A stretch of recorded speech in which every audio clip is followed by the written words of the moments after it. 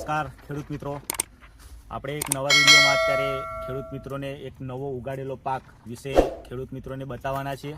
બધી જ ડિટેલ જે ખેડૂત મિત્રના ઘરે અત્યારે હાલ આવેલા છે, એમનો ખૂબ અનુભવ પણ છે અને એ વર્ષોથી આ ખેતી કરી રહ્યા છે અને ઘણું કે આ ખેતી કરવાથી જે ખેતીનું નામ છે ટામેટીનો પાક, જે પ્લોટની ખેતી છે. તો આપણે એ ખેડૂત મિત્રને મળીશું અને એમની જોડેથી એમનો ઉગાડેલા પાક વિશે અને માર્કેટ વેલ્યુ, આપણો જે ખેડૂતને બેનિફિટ થતો એ બધી જ માહિતી ખેડૂત જોડેથી અત્યારે આપણે લેવાની છે. તો મિત્રો, આ વિડીયોમાં બન્યા રહેજો. તો આપણે ખેડૂતભાઈ જોડે ચર્ચા વિચારણા કરીએ. ટોટલી માહિતી તમને અત્યારે વિડીયોના માધ્યમથી મળી. નમસ્કાર મિત્રો, અત્યારે આપણે આવી ગયા છીએ, હસમુખભાઈને મળ્યા છીએ અત્યારે. તો હસમુખભાઈ જોડે એમનો આજે નવો ઉગાડેલો પાક વિશે આપણે ચર્ચા કરીશું અને કોઈ પણ ખેડૂત મિત્રને આ પાક ઉગાડવો છે તો કેટલું કોસ્ટલી પડશે, કેટલો ખર્ચો થશે, કઈ રીતના પાક ઉગાડવાનો છે, એમનો વર્ષોનો હસમુખભાઈનો અનુભવ છે. તો હસમુખભાઈ એમનો અનુભવ આપણી જોડે શેર કરશે અને આપણે યુટ્યુબના માધ્યમથી ખેડૂતોને આ ખેતી વિશે ચર્ચા કરીશું. તો મિત્રો, જો તમે યુટ્યુબમાં નવા હોય અને આવા જ વિડીયોની માહિતી તમારે જોઈતી હોય તો અમારો કોન્ટેક્ટ કરવાનો કરીને આપો, જેથી કરીને આપણી યુટ્યુબના માધ્યમથી લોકો આ ખેતી વચ્ચે પ્રેરિત થાય અને એમનો અનુભવ તમારો શેર કરો, જેથી કરીને એમને ભવિષ્યમાં ખેતી કરવી હોય તો કરી શકે. તો હસમુખભાઈ, મારે એવું કહેવું છે કે આ પ્લોટ વિશે મને માહિતી આપો કે આ પ્લોટ ટામેટીનો પ્લોટ, આમાં જમીન કેવી જોઈએ હસમુખભાઈ? આમાં જમીન કાળી જોઈએ આપણે. હા, કાળી જમીન હોય તો સારું રહે. એમાં બિયારણ સારું નીકળે, ટમેટા બી સારા થાય, છોડ બી સારા થાય. બરાબર. અને આમાં બિયારણની જાત કઈ આવે હસમુખભાઈ? બિયારણની જાત આવે છે, આમાં 6 વેરાયટી આવે છે. બરાબર. 6 વેરાયટીમાં 58 બી આવે છે, 48 આવે છે અને 46 બી આવે છે. બરાબર. તો હસમુખભાઈ, આમાં તમે કયું અત્યારે વાવેતર કર્યું છે? અત્યારે અમારે 58 નંબરની વેરાયટી છે એમ ને? તો હસમુખભાઈ, આમાં આજે તમે આ નેટ મારી છે, બરાબર, નેટ, આ લાકડા, દોરી, તાર, તો એનું પણ જરાક ખેડૂત મિત્રોને જણાવશો કે કઈ રીતના છે આમાં? જો આમાં 120 ફૂટ લંબાઈ જોઈએ આની. હા. અને 100 ફૂટ પહોળાઈ જોઈએ. તો તમારા જમીન કેટલી હશે અંદાજે? કઈ 1 વીઘા જમીન? 1 વીઘા ખરી? હા, એટલી હશે. તો મિત્રો, 1 વીઘાની અંદર કેટલી નેટ મારવી પડે? 120 100 ફૂટ વત્તા 120. બરાબર. અને તાર કેટલા જોશે? તાર 50 કિલો આવે, એ કંપની જ આપે છે. એમાં બંબુ આવે છે 120 જેવા. બરાબર. અને આ લાકડા તમે ઘેર ઉભા કર્યા? આગળના લાકડા છે. આ તાર બી એમને આપે છે, આ સૂતળી બી આપે છે. બરાબર. તો હસમુખભાઈ, આમાં ક્રોસિંગ વિશે, ખાસ તો ક્રોસિંગ વિશે તમે માહિતી આપો હસમુખભાઈ. હવે ક્રોસિંગ એવું આવે છે કે જુઓ, આ ફૂલ છે ને, આપણે બરાબર બતાવી દઉં. ચલો. ના, બરાબર છે. આ ફૂલ છે, આવું ફૂલ આપણે ઓને નહીં ફોલવાનું. હા. જે આ ફૂલ છે ને, હવે આપણે ફોલવા માટે તૈયાર થઈ ગયું. બરાબર. આ ફૂલ ખરું ને, એ ફોલવા માટે તૈયાર થઈ ગયું છે. એને અહીંયા ચીપટી આપે છે. ચીપટી થી એને ખોલવાનું છે. આપણે ખોલીને આ રીતના ખોલ નાખવાનું છે એને. બરાબર. એ રીતના ખોલીને પછી એને અંદરથી એક દસી આવશે. એ દસી કાઢીને પછી આપણે એને બીજા દિવસે પાવડર કરવાનો. બરાબર. તો પાવડર અલગ ઉગાડવો પડે? હા, પાવડર બાજુમાં નળ આવે છે. બરાબર. પાવડર બાજુમાં ઉગાડવાનું એમ ને? અને પછી સવારમાં ફોલવાનું, ક્રોસિંગ સવારમાં કરવાનું. અને આજે ફોલી છે સવારમાં. હા, પછી સવારે પાવડર લગાવવાનું બીજા દિવસે. સરસ. તો એ ટામેટો હસમુખભાઈ કેટલા દિવસમાં તૈયાર થઈ જાય? એ ટામેટો જોવો, એને સારી રીતે ખાતર મળે, સારી રીતે પાણી મળે તો પછી 10 દિવસમાં બી કમ્પ્લીટ થઈ જાય છે. બરાબર. એની સાઈઝ રાગી પછી મોટી થતી જાય છે. હસમુખભાઈ, અમે તમે ખાતર કયું વાપર્યું છે પાયાની અંદર?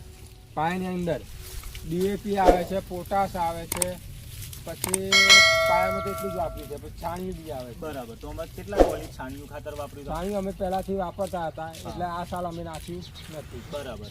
પણ ડીએપી ને પોટાશ તો ફરજિયાત નાખવાનો આવે. એવું છે એમ ને? બરાબર. તો હસમુખભાઈ, મારે બીજી એક ચર્ચા કરવી કે આ પાક કેટલા દિવસમાં તૈયાર થઈ જાય? આ પાક થઈ જાય ભાઈ 6 મહિનો કમ્પ્લીટ તૈયાર થઈ જાય છે. એવું છે એમ ને? 6 મહિનામાં રેડી થઈ જાય. બરાબર. અને ક્રોસિંગ કેટલા દિવસ ચાલે હસમુખભાઈ? ક્રોસિંગ 20 દિવસ ચાલે છે. બરાબર. 20 દિવસમાં? હા, આપણે 20 દિવસમાં પૂરું કરી દેવાનું.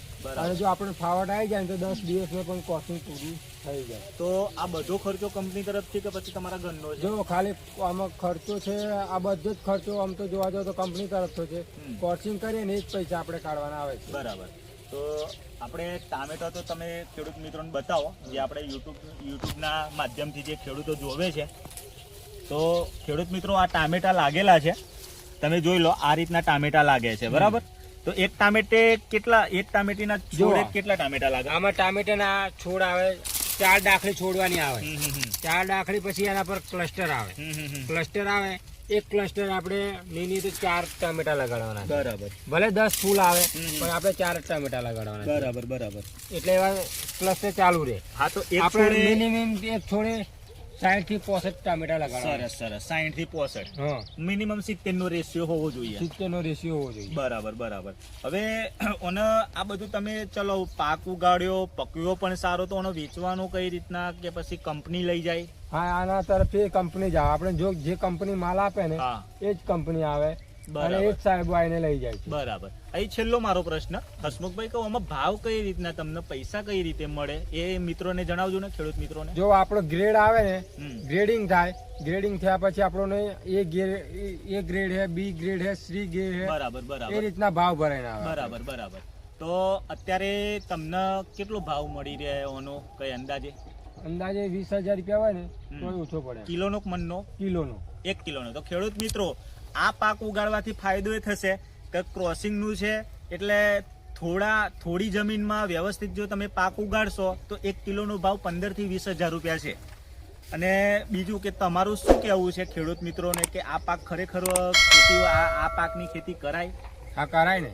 આમાં કોઈ ખોટ નથી.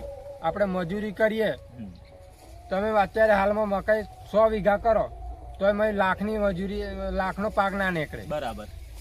તો આ કરવાથી આપણને 4-5 લાખ રૂપિયા મળતા હોય તો એમાં સરસ કોઈ ખોટનો ધંધો નથી. બરાબર. અને આમાં કેટલા માણસો જોઈએ તમારો ક્રોસિંગ ટાઈમે? ક્રોસિંગ ટાઈમે 6-8 માણસ હોય તો થઈ જાય. અચ્છા. બરાબર. સરસ.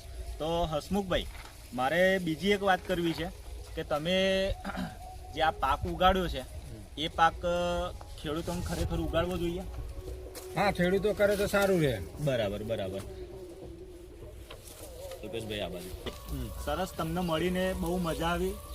કામ લાગે એવા વિડીયો વિશે તમે આ ખેતી વિશે માહિતી આપી બધા. તો બીજી કઈ ભવિષ્યમાં કઈ તમે પ્લોટ વિશે, જેમ કે ભીંડાનો પ્લોટ કરો, બરાબર, તો પણ આ જ રીતે ખેડૂતોને અમે આ તમારા માધ્યમથી ખેડૂતોને બીજા પણ પ્લોટ વિશે આપણે માહિતી મળી રહે એ માટે આપણે એક નવો પણ વિડીયો આવશે. ખેડૂત મિત્રો, જો તમે અત્યારે યુટ્યુબમાં જોઈ રહ્યા હોય તો આ ચેનલને સબસ્ક્રાઈબ કરી લેજો, નોટિફિકેશન ઓન કરી લેજો, અને જો તમે નવા હોય તો આ ચેનલને સબસ્ક્રાઈબ કરી લેજો. અને તમારા સગા સંબંધી પણ આ ખેતી કરવા માગતા હોય અથવા તો પ્લાન કરી રહ્યા હોય તો આ વિડીયોને તમે ફોરવર્ડ કરી દેજો. તો અમારા માધ્યમથી અને હસમુખભાઈના શબ્દો અને એમના અનુભવથી એમને માહિતી પણ મળી રહેશે. તો મિત્રો, અમને તમે શાંતિપૂર્વક સાંભળ્યા એ બદલ આભાર. જય જવાન, જય કિસાન.